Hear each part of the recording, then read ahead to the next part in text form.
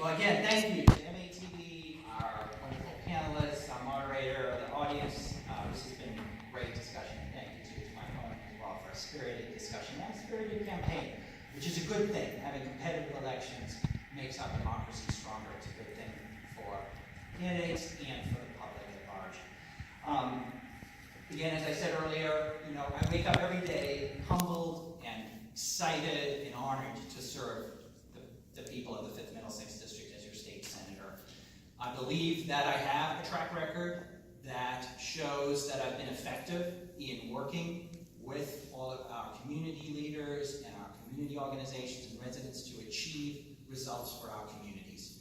And you can see the many different projects that have taken shape and the many local achievements that we've had in our communities. I also believe that I've been effective in advancing very important progressive policies on Beacon Hill as a leader, in many cases leading the charge on these issues, or actively supporting my colleagues and stakeholder groups in making progress, whether that's on quality, affordable health care for all, because health care should be a basic human right, whether that's on supporting our public schools, our students, and our educators so that they have the resources that they need, or whether that is working to lift up our working families with a higher minimum wage, paid family and medical leave, gender pay equity, the Pregnant Workers Fairness Act, and many other policies. So what does this campaign really come down to? You have two candidates, both of whom share largely the same values. Our progressive champions are passionate about bringing a change that lifts people up in our communities.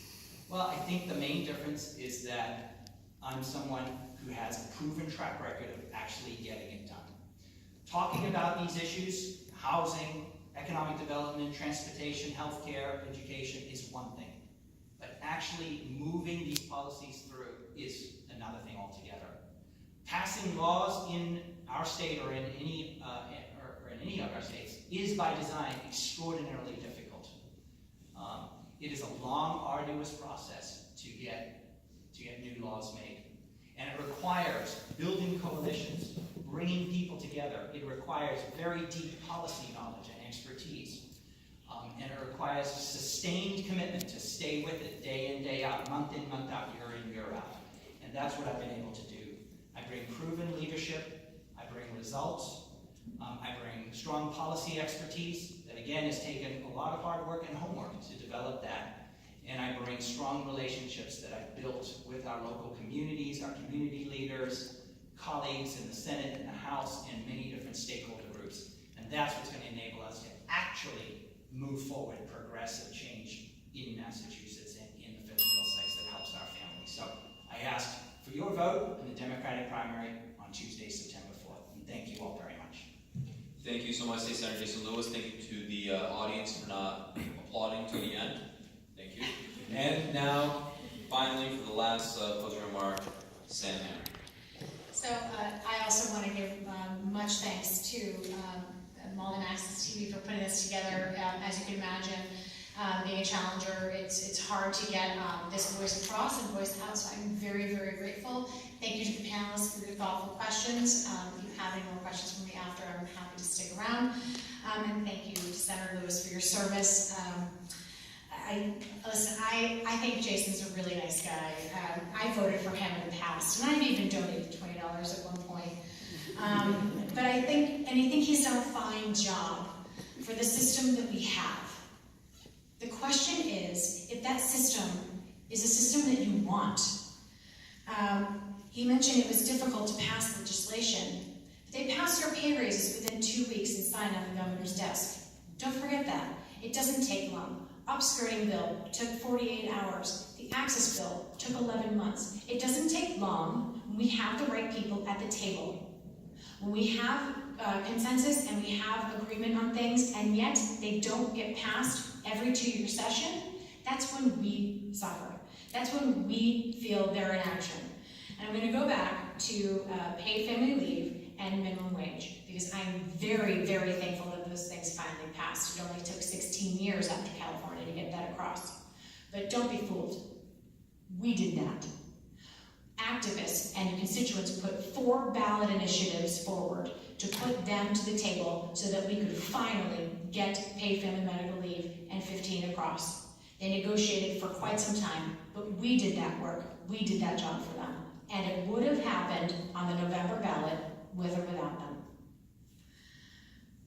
The State House may be fine, waiting another 4 years to fund our schools or transportation systems, but my kids can't wait that long, and neither can yours. Again, we are facing the perfect storm of economic crises, crushing student debt, the lack of affordable child and senior care, and a housing market that is pushing families out of the communities that they love. Everyone is feeling the burden of legislative inaction. We feel it in our classrooms, we feel it on the T, and we feel it in our bank accounts. We cannot afford politics as usual. And we cannot afford to keep rehiring the same people if we want different outcomes. Somebody pointed out that if all the challengers and open seats, we had new people, we would have around 24% of a brand new state senate. Imagine that momentum. Imagine what we could do with a quarter of brand new people who are willing to go in there and fight to get into those seats, to fight to make change for us. This is a critical moment in Massachusetts for voters. We can choose to spend another 4 years waiting for a more progressive tax system, or another Hail Mary pass when our schools and transportation networks keep crumbling around us, or we can choose someone who understands the urgency to generate revenue now. Every 2 years, you get to decide who best represents you, and I think that choice is clear. Thank you so much, Sam. And before we adjourn, I'd like to once again thank the panelists for providing the questions necessary. I'd like to thank the candidates for subjecting themselves to these questions, this scrutiny,